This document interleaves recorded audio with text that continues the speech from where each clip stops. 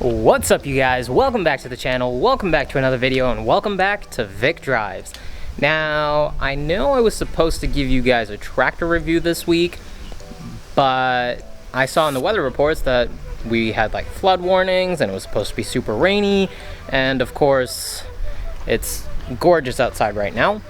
But because the tractor is all hunkered down, I will be pushing that video to next week, and this week's video will be for a lot of you guys out there, maybe some of you watching in Georgia that are getting your licenses without taking driver's tests, or those of you who have been stuck in quarantine forever and maybe haven't been on the road that long, or maybe you're a brand new driver, don't really know much about cars and want to know more. Well, this is the video for you.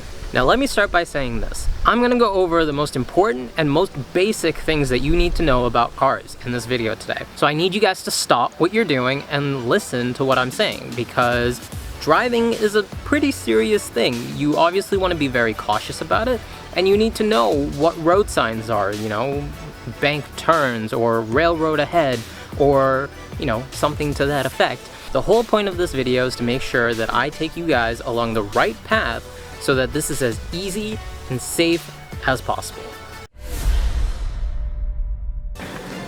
And first up, car keys. Now these are super important, so make sure that you're keeping these in a secure location that only you know about.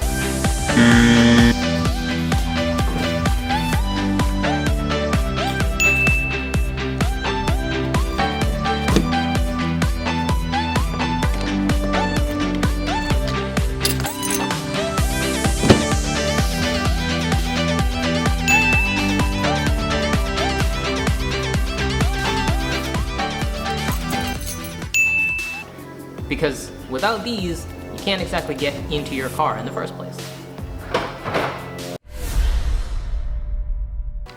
Now, getting into your car is almost its own form of art. So everyone has their own unique way of doing it, but I've outlined 3 of my personal favorites. So hopefully these kind of nudge you in the right direction for when you're trying to get into your car for the first time. I call this first maneuver the front walk-by. It's great if you have stuff that you need to put in your trunk, or if you have someone that is chasing you and you need to run away from them, but you want to hit them with the car door first. This next one is called the rear walk-by. Great if you need to switch places with another driver or something like that.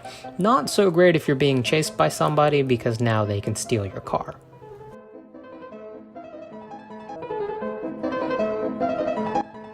And last but not least, my favorite and probably the most elegant of all the maneuvers, the loop-de-loop.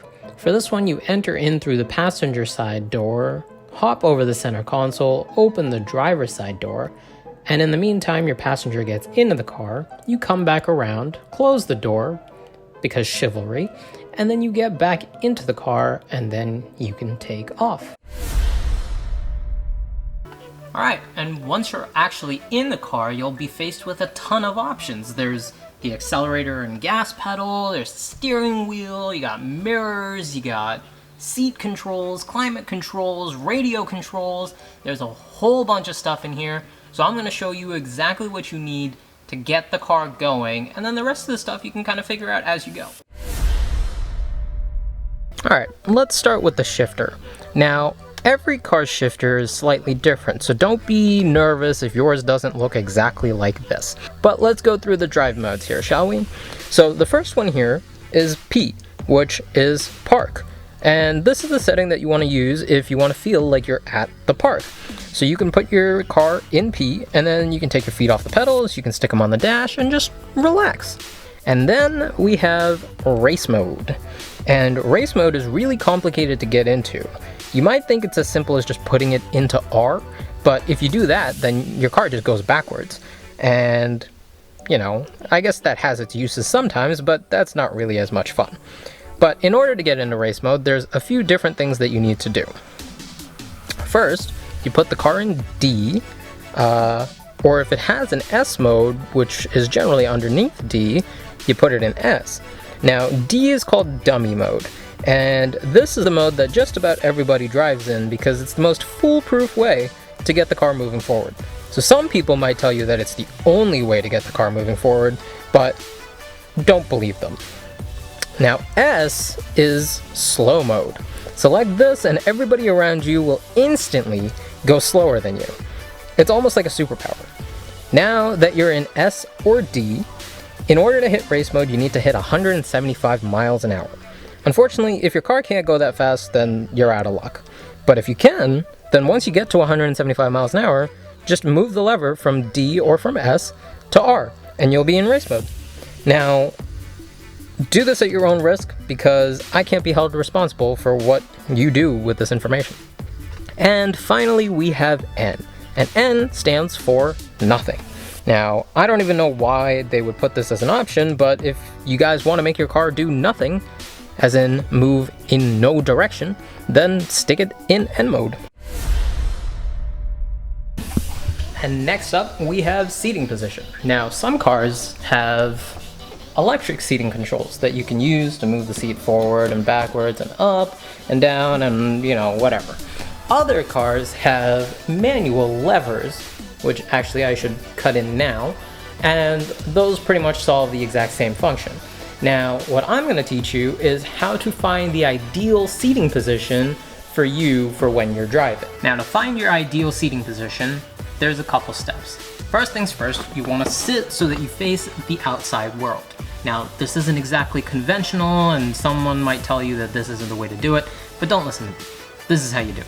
So you face the outside world, take your forearm, you rest it on your steering wheel. If you're comfortable, then you're already in the right spot, so then you don't have to do anything. But if you're not, then you want to adjust your seat until you are comfortable doing it. And once you get into a comfortable position, then you're good. Then you just turn and you're in the right spot. Perfect driving position every time. All right, now let's talk mirrors. Now, you'll have a lot of different people tell you a lot of different things about how exactly to adjust your mirrors. Now, the way that I like to do it, and the right way to do it, is to make sure that you turn every mirror so that you can see yourself in it. Now, here, we can see us, although the camera's struggling to focus a little bit. Overexposure, I guess. Right? And then we turn to the side mirror here, and we can see ourselves. You can see my hand, I'm waving. Hi, guys.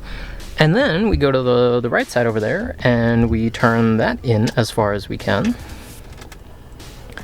And then if you still can't get to yourself, now you could be nice and have that face towards your passenger if you care about your passenger. But if you care more about yourself, you turn it in so you can wave, say hi, hello.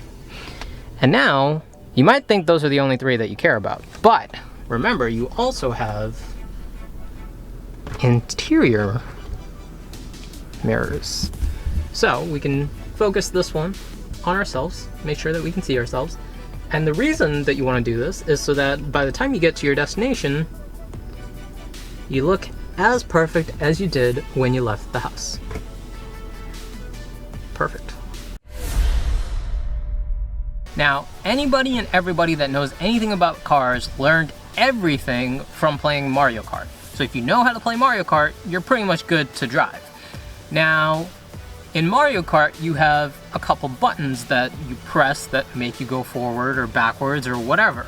Now, we have the exact same buttons, except they're on the floor and we control them with our feet.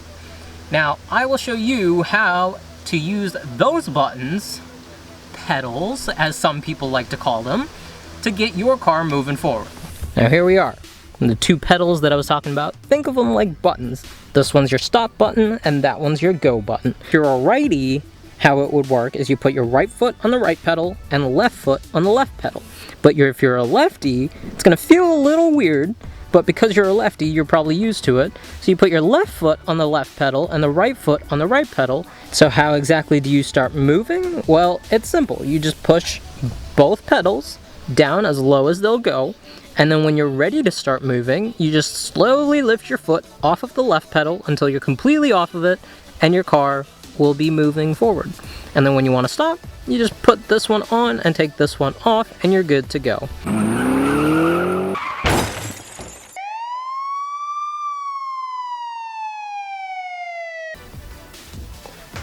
Well guys, hopefully you enjoyed the video and you learned a lot from it. And if you guys want to keep seeing more videos like this, then be sure to hit that like button. Be sure to subscribe to the channel and ring that notification bell to get notified when the latest videos get posted. Although I pretty much post them at the same time every week.